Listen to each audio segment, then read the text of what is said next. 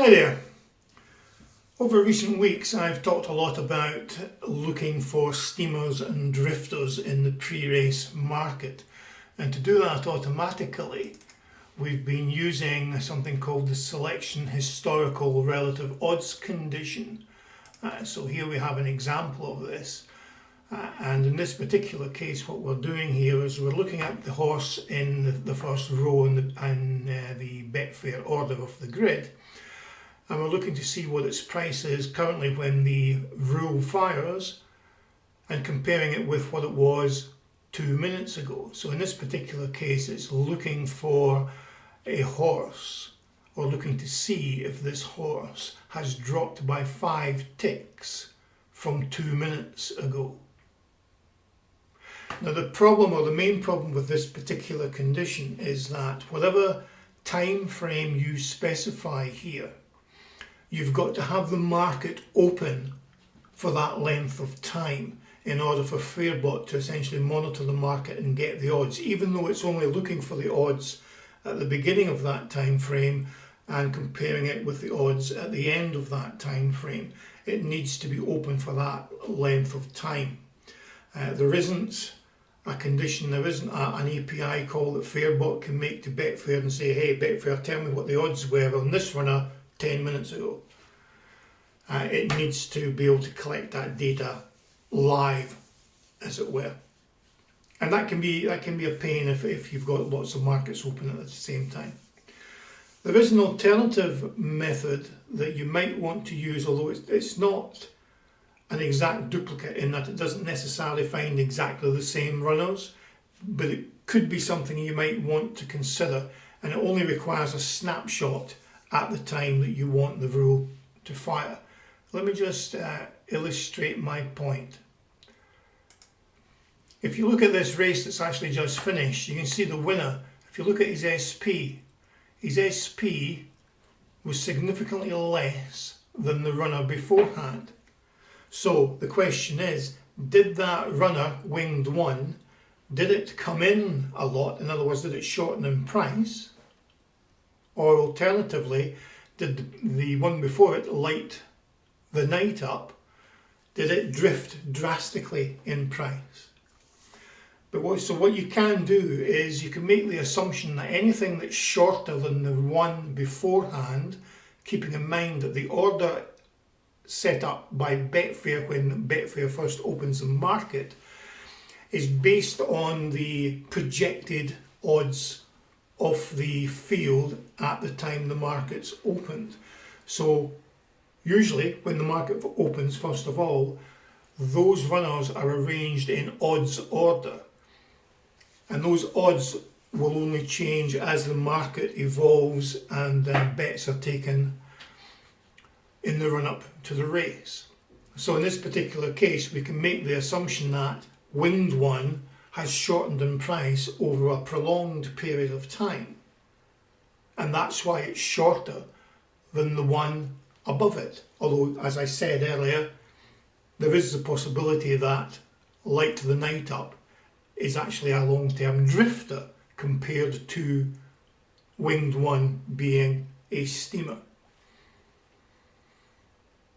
But if you make that assumption, it's actually very easy to establish or pick that runner simply by making a comparison right at the very beginning of the race. So in other words, it's just like as soon as the rule fires, you can make that determination whether you think that runner has shortened in price. You don't need your market to be open for a prolonged period of time. So let me illustrate that with another rule. So as you can see, I've added in another rule here, which is very similar to the original, but in this case, we don't use the selection historical relative odds condition. Instead, we simply use the selection relative odds that allows us to compare the odds between runners. So in this particular example, what we're doing is we're taking Betfair row number 2, in other words the second horse in the grid, which in this case is Balkadisha, and we're going to compare it to the odds of the one in the first row, Harriet Quimby. But we essentially do the same thing as we do with the selection historical relative odds. We look at the best back odds of the first selection, in this case Balkadisha, and we compare them with the best back odds of the favourite Harriet Quimby, minus 5 ticks. So we do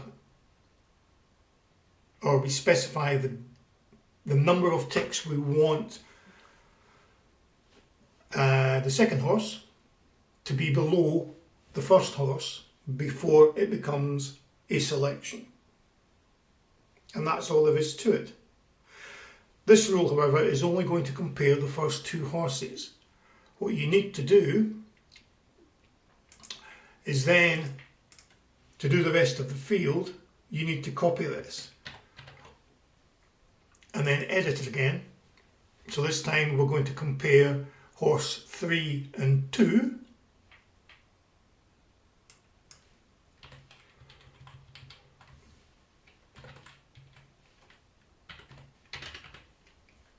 But we essentially do the same thing, specify which horse it's going to be. So this is going to be horse 3 as far as the bet is concerned, and the conditions are going to be 3 and 2, and keep that the same. And so on down the list. Now the first thing you're going to say to me, Alistair, the field size varies all the time. How can you specify a certain number of rules?